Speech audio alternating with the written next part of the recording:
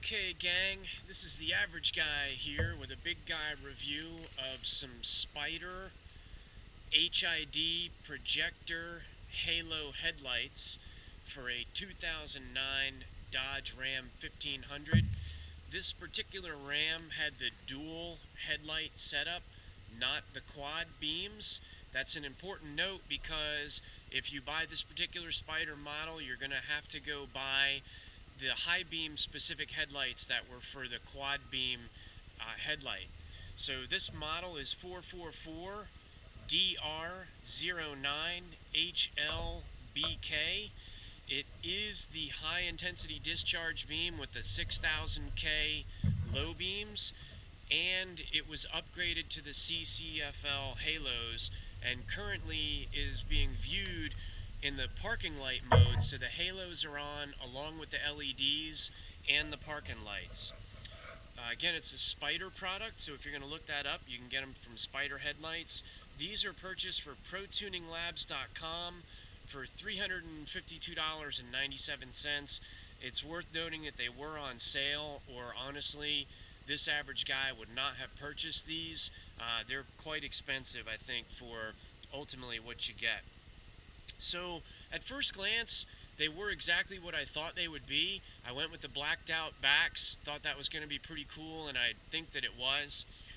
The quality is about what I expected, and I really expect them to last a long time because obviously they're headlights and it's not something that you're going to want to be replacing all the time.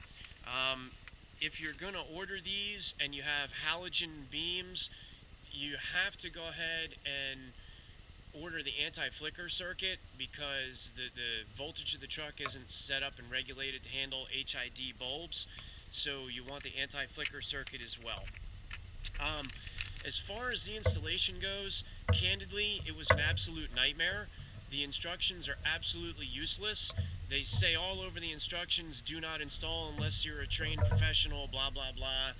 Well, I'm a shade tree mechanic. I try to do all my own installation work. I'm pretty handy around the garage, and these things were brutal. The only thing that saved me was that I found some information on the internet that actually showed a picture of the anti-flicker relay circuit installed with another product, and I was able to figure out from those pictures how to install this because, again, the instructions tell you absolutely nothing.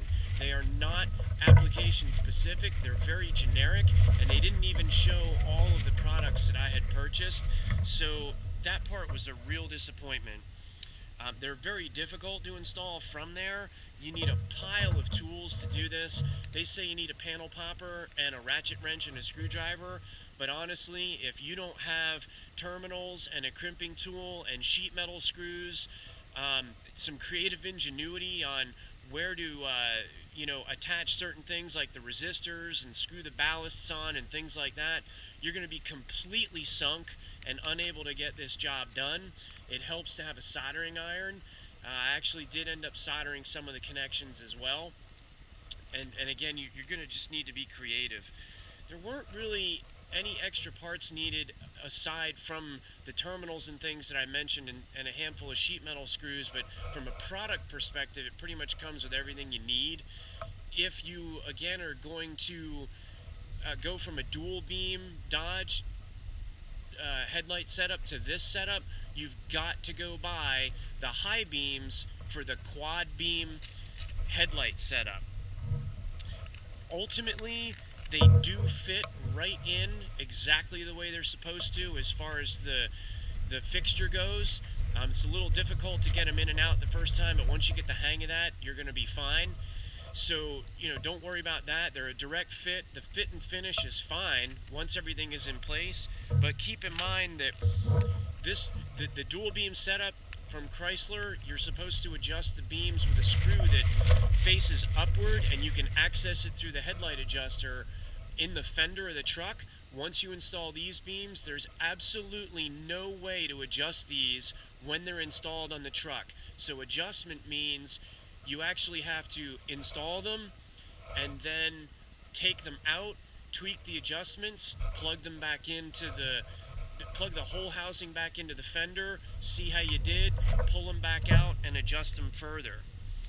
there's not a lot of room inside the truck for the ballasts that you need to install, the resistors, the anti-flicker relay, and all that business, and there's barely enough cable to reach everything once you get them installed. So you really run the risk of ripping wires out and so forth when you're pulling the assemblies in and out to do your adjustments. Ultimately, the job is done on a scale of big guy reviews, with 5 being the strongest. I'm going to put these down near a 3. They really do look cool once they're installed, and at night they are throwing a ton more light than the OEM headlights that came with the truck, but the installation is absolutely insane, and it's really not going to be, convenient or simple for your average shade tree mechanic that doesn't have a lot of experience or that isn't comfortable working on the vehicle. So that's what they look like, folks, in parking light mode. I may come back out here later, or if there's high demand, and put them on at night so you can see what they look like. I've got the KC lights wired in so that when the high beams are on, the KC lights go out, and if you drop the high beams, your driving lights come on, and there's a separate dedicated switch to shut the KCs off if you just want to run with your new projector beams. That's it on this product, guys. Again, Spyder. The model number is 444DR09HLBK. Check back with us for more reviews to come. Don't forget to subscribe.